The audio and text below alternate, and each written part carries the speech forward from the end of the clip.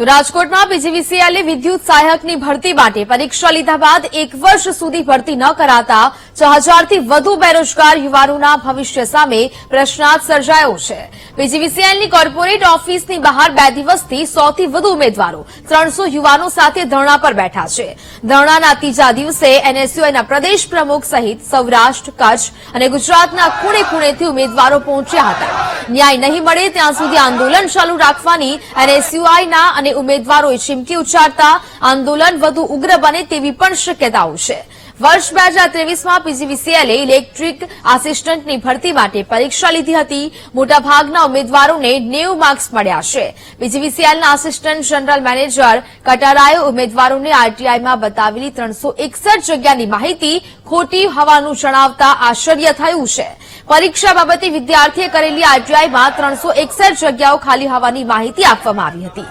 માહિતી આપનાર અધિકારીને નોટિસ આપવામાં આવી હોવાનું પણ જાણવા મળ્યું છે। ક્લાસ 1 અધિકારીઓ આરટીઆઈમાં ખોટી માહિતી આપતા હોય તો કોના પર ભરોસો કરવો તેવો પણ સવાલ આ ઉમેદવારો કરી રહ્યા છે।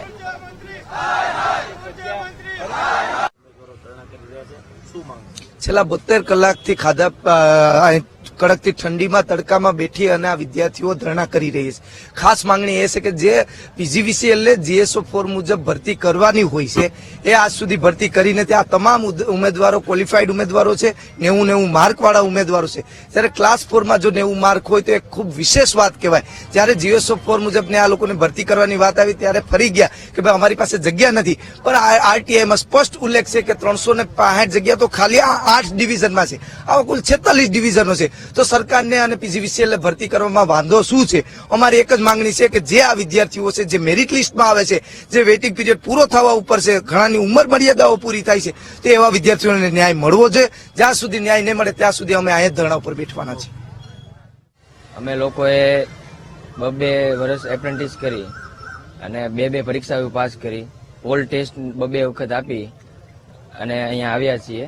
છેલ્લે અમે 90 માર્ક સુધી અમે પહોંચ્યા છીએ, પણ હજી સુધી અમારો અંદરથી એવો એક પણ 2 થી 4 માંગ છે અમારી, જેની એક પણ પોઝિટિવ રિપોર્ટ આવ્યો નથી। મારું નામ વિજય છે, હું સુરેન્દ્રનગરથી આવું છું।